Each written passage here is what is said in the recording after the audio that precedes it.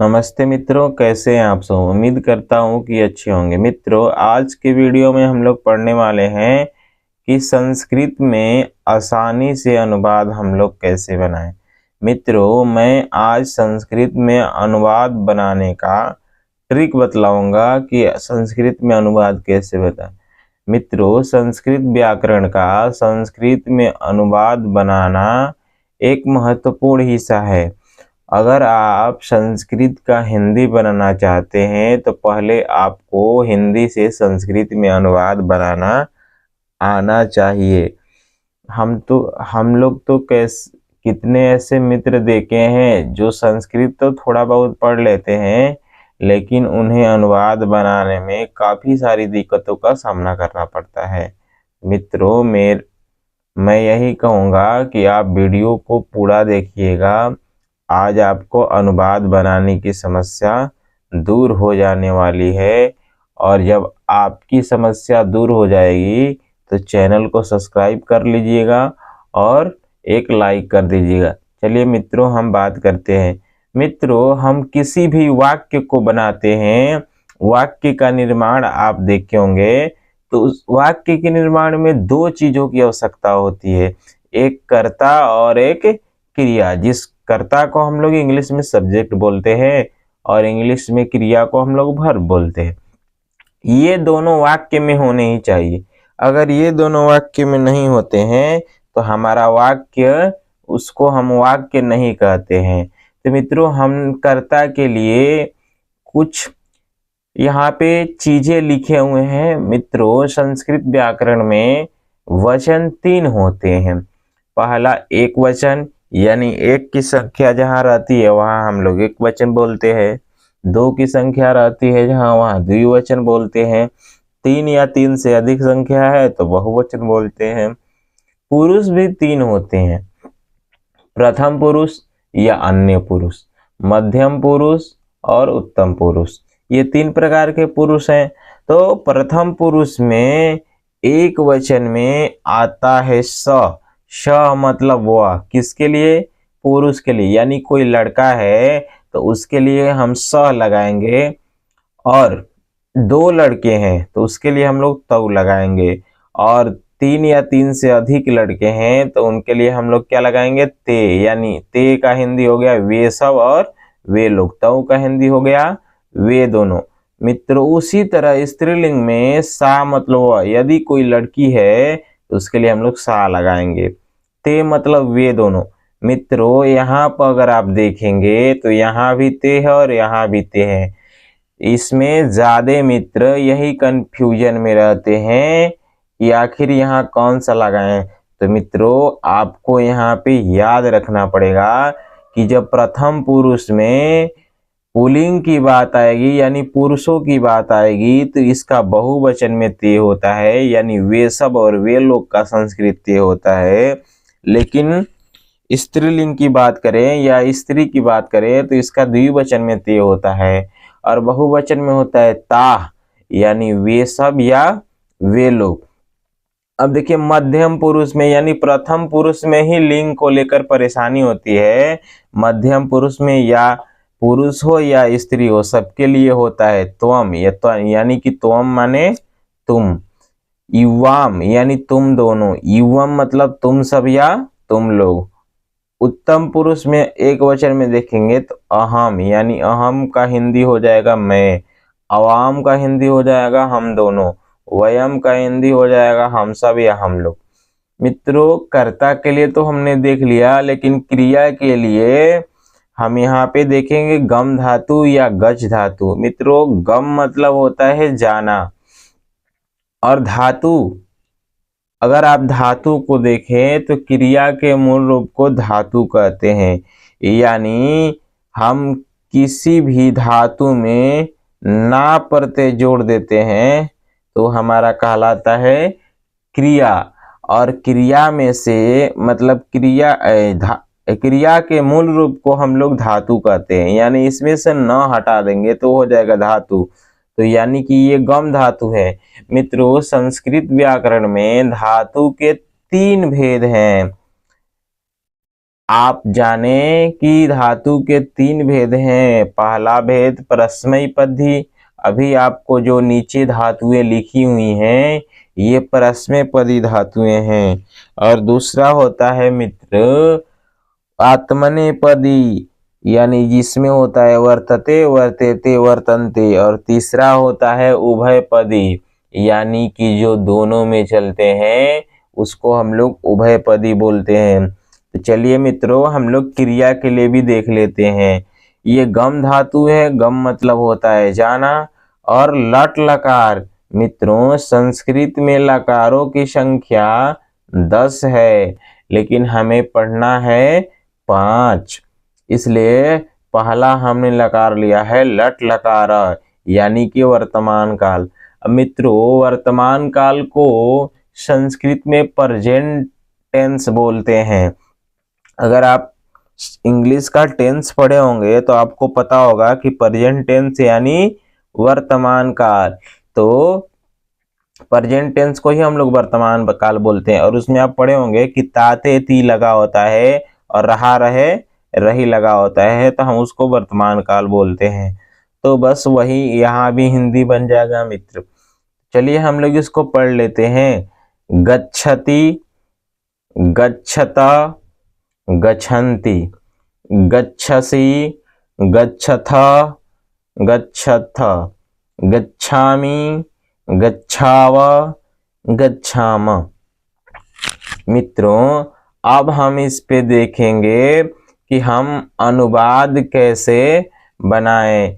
तो मित्र आराम देखिएगा हम कैसे अनुवाद एकदम आसानी से इस पे बना ले रहे हैं। मित्रों संस्कृत भाषा एक सरल भाषा है, बस हमें लोगों ने इसको इतना बता दिया है कि ये बहुत कठिन भाषा है, इसलिए हम लोग संस्कृत को पढ़ने से हमेशा घबराते रहते हैं। लेकिन मित्रों मैं आपको बता दूं कि संस्कृत एक ऐसी भाषा है जिसको आप पढ़ते रह जाएंगे और आपका मनोरंजन भी होता रहेगा, आपको बोरिंग टाइप का महसूस नहीं होता है। तो चलिए मित्र हम अनुवाद बनाते हैं। किसी भी वाक्य के लिए हमें 2 चीजों की आवश्यकता होती है। जैसे हमने लिखा वह जाता है, वह जाता है। मित्रों हमें अनुवाद बनाने के लिए 2-3 चीजों की आवश्यकता होती है, यानी हमारा पहला नंबर हमें काल देखना होता है, यानी कि लकार। दूसरा हमें देखना होता है, दूसरा हमें ये देखना होता है कि जैसा करता है क्रिया वैसी ही होगी, जैसा करता रहेगा क्रिया भी आपको वही लिख देना है मित्र। तो पहले हम लोग काल देखते हैं। तो कह रहा है कि वह जाता है। मित्रों वह जाता है हम अभी बताएं कि जिसमें ता ते ती लगा हो उसको हम लोग वर्तमान काल में समझते हैं। तो बताइए मित्र इसको क्या समझे वर्तमान काल। और वर्तमान काल के लिए हमने यहाँ धातु रूप लिख दिया है। तो वह जाता है मित्रों इसमें हमें लिंग की भी समस्या हो रही है, यानी प्रथम पुरुष में हम जब अनुवाद बनाते हैं तो हमें लिंग की भी आवश्यकता होती है। तो वह जाता है मित्रों इससे क्या पता चल रहा है, वह जाता है यानी किसी पुरुष की बात हो रही है। तो मित्रों अगर आप वह का पुरुष का संस्कृत देखेंगे तो यहाँ पे हमने लिखा है स, तो हम यहाँ पे लिख देंगे श। मित्रों ये हमारा कर्ता है और ये हमारा क्रिया है, इसको हम लोग कर्ता बोलते हैं और इसको हम लोग क्रिया बोलते हैं मित्र। तो हमने कर्ता के लिए प्रथम पुरुष एक वचन लिखा है मित्रों। अगर आप यहाँ देखेंगे तो एक वचन और पुरुष में देखेंगे तो प्रथम पुरुष, तो हमने प्रथम पुरुष एक वचन लिया है। तो मित्र जैसा कर्ता रहेगा वैसे ही क्रिया रहेगी।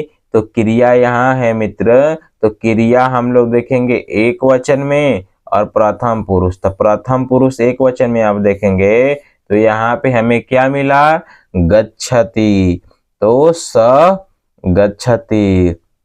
इसी तरह से हम लोग अनुवाद बनाते हैं। चलिए और भी देखते हैं, जैसे मैं जाता हूँ, मैं जाता हूँ। मित्रों, मैं जाता हूँ ये वर्तमान काल में है, और वर्तमान काल में है तो पहले हम लोग कर्ता देखेंगे। तो इसमें मित्र कर्ता मैं है और जाता हूँ ये क्रिया है। अब मित्र इसके लिए हम लोग कर्ता में मैं का संस्कृत देखेंगे। तो ये ऊपर वाला जो भाग है मित्र, ये इसको हम लोग कर्ता बोलेंगे। यानी इसमें अगर आप देखेंगे तो मैं का संस्कृत यहाँ लिखा हुआ अहम, यानी कि मैं। तो चलिए पहले हम मैं का संस्कृत लिख देते हैं। तो अहम हमने लिख दिया। अहम लिखने के बाद हमें ये देखना है कि ये किस पुरुष और किस वचन में है। तो मित्र आप देखेंगे तो यहाँ पे लिखा हुआ है उत्तम पुरुष एक वचन। ये वचन में एक वचन है और पुरुष में उत्तम पुरुष है मित्र। तो उत्तम पुरुष एक वचन में करता है तो हम क्रिया में आ जाएंगे। तो एक वचन में देखिए यहाँ और उत्तम पुरुष यहाँ। तो ये जो क्रिया है गच्छामि, इसको हम लोग यहाँ लिख देंगे मित्र। इसको हम लोग क्या करेंगे, यहाँ लिख देंगे और हमारा अनुवाद बन गया। आप देख रहे होंगे कि कितनी सरलता से हम अनुवाद बना पा रहे हैं मित्र। आप भी बना सकते हैं मित्र, आप भी बना सकते हैं। संस्कृत एकदम आसान भाषा है और इसमें पढ़ाई के साथ साथ मनोरंजन भी होता है। दूसरा हमने यहाँ पे अनुवाद लिखा मित्र कि तुम सब जाते हो, तुम सब जाते हो। मित्र तुम सब का संस्कृत आप देखें तो इसमें हमने तुम सब का संस्कृत यहाँ पे अगर आप देखेंगे तो यहाँ पे मैंने तुम सब का संस्कृत लिखा हुआ है मित्र। मैंने तुम सब का संस्कृत यहाँ पे लिखा हुआ है युवम। तो हम लिख देंगे, क्या लिखेंगे, युवम। तो लिख दीजिए युवम। मित्र अगर आप देखें तो युवम जो है ये है मध्यम पुरुष। मध्यम पुरुष में कौन सा वचन, बहुवचन है। तो मित्र इसके लिए हम लोग क्या ढूंढेंगे, क्रिया ढूंढेंगे। मध्यम पुरुष में कौन सा वचन, बहुवचन। तो मित्र अगर आप देखें तो मध्यम पुरुष का बहुवचन ये होता है। तो इसके साथ हम लोग इसको लिख देंगे, यानी युवम गच्छत। यानी कि जिस तरह से हम लोग मित्र एक प्रकार से हम कह सकते हैं कि जैसे मतलब हम लोग दोनों का जोड़ी मिलाएंगे तो दोनों का जोड़ी क्या होना चाहिए, सेम होना चाहिए। यानी उनकी पुरुष भी सेम होनी चाहिए और वचन भी सेम होनी चाहिए। चलिए मित्र हम लोग और भी अनुवाद बना के देख लेते हैं। जैसे हमने एक अनुवाद यहाँ पे लिखा, तुम जाते हो, तुम जाते हो। मित्र तुम का अगर आप संस्कृत देखें तो यहाँ पे हमने लिखा हुआ है त्वम, मतलब तुम। अगर ये वचन की बात करें तो ये एक वचन में है। देखिए मित्रों मैं आपको दिखा देता हूँ। देखिए एक वचन में है और त्वम मतलब तुम। और किस में है, मध्यम पुरुष में। तो मित्र मध्यम पुरुष में हम क्रिया ढूंढेंगे एक वचन में। तो मित्र मध्यम पुरुष एक वचन में जो क्रिया है ये गच्छसि है। तो पहले हम लिखेंगे त्वम और बाद में लिख देंगे गच्छसि। मित्र ये से हम अनुवाद सरलता से बना लेते हैं। और भी चलिए देख लेते हैं। और मैंने यहाँ पे लिखा हम दोनों जाते हैं, हम दोनों जाते हैं, जाते हैं, हम दोनों जाते हैं। मित्र, अगर आप कर्ता में मीनिंग देखें तो हमने यहाँ पे हम दोनों का संस्कृत लिखा हुआ आवाम, तो आप यहाँ पे आवाम लिख सकते हैं। तो हमने यहाँ पे लिख लिया आवाम। चलिए बात करते हैं कि आवाम के बाद हम लोग क्या लिखेंगे। तो हमने आवाम लिखा। मित्र, अगर आप देखें तो आवाम जो है ये पुरुष, इधर उत्तम पुरुष है, और वचन में देखेंगे तो ये द्विवचन में है। चलिए मैं आपको दिखा देता हूँ।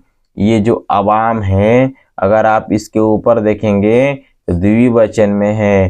तो मित्र, इसके लिए हम लोग कर्ता भी कौन सा वचन में देखेंगे? द्विवचन में। तो अगर आप उत्तम पुरुष द्विवचन की बात करें तो गच्छावा हो जाता है। तो बताइए मित्र, हम यहाँ पे गच्छावा लिख देंगे, कोई और नहीं होगा, कोई और नहीं होगा। हमने गच्छावा लिख दिया। तो मित्र, इस तरह से हम अनुवाद बनाकर और अपने एग्जाम में अच्छा से अच्छा नंबर ला सकते हैं। और मित्र, और भी सारे, यानी ये गम धातु का था, लेकिन मान लीजिए पढ़ धातु में आ जाए, यानी पढ़ना आ जाए कि वह पढ़ता है, वह पढ़ता है, इस तरह से अनुवाद दे दे, वह पढ़ता है। तो मित्र, अगर यहाँ पे गच्छति हो गया तो हम लोग क्या बोल सकते हैं? गच्छति गच्छता गच्छन्ति है तो हम लोग बोल देंगे पठती पठता, पठन्ति पठसी पठथा, पठत पठामी पठावा पठामा। मित्र, ऐसे हम लोग पठ धातु का रूप बना लेंगे। तो अगर दे कि वह पढ़ता है तो सबसे पहले वह का संस्कृत, वह जो है किस में है? पुरुष में है, तो पुरुष वाला हम लोग स उठा लेंगे। अब हमने स लिखा तो स जो था ये मित्र प्रथम पुरुष एक वचन में था। तो प्रथम पुरुष जब एक वचन में है तो इसके लिए क्रिया भी आएंगे हम लोग प्रथम पुरुष एक वचन में। लेकिन मित्र, यहाँ पे जाना का संस्कृत लिखा हुआ है, तो ये प्रथम पुरुष एक वचन तो है, लेकिन हमें पढ़ धातु का लिखना है। तो गच्छति के जगह पर हम लोग लिख देंगे पठति। अब मित्र, उसी तरह हंसना का हो जाएगा तो हंसती हंसता हंसंती। चलना का हो जाएगा चलती चलता चलंती। मित्र, एक संस्कृत सहचर का पुस्तक आता है। अगर आप 9वीं 10वीं के छात्र हैं तो आप उस पुस्तक को लेकर आसानी से अनुवाद बना सकते हैं। नहीं तो मैं अगली वीडियो में फिर लेकर आऊँगा किसी अलग धातु पर। मित्रों, अगर आपको वीडियो पसंद आया हो, अगर आपका अनुवाद बनाने की प्रक्रिया समझ में आ गई हो, तो एक कमेंट में थैंक यू जरूर लिख दीजिएगा। चलिए मित्रों, हम नए वीडियो में फिर से मिलेंगे, तब तक के लिए आपका धन्यवाद।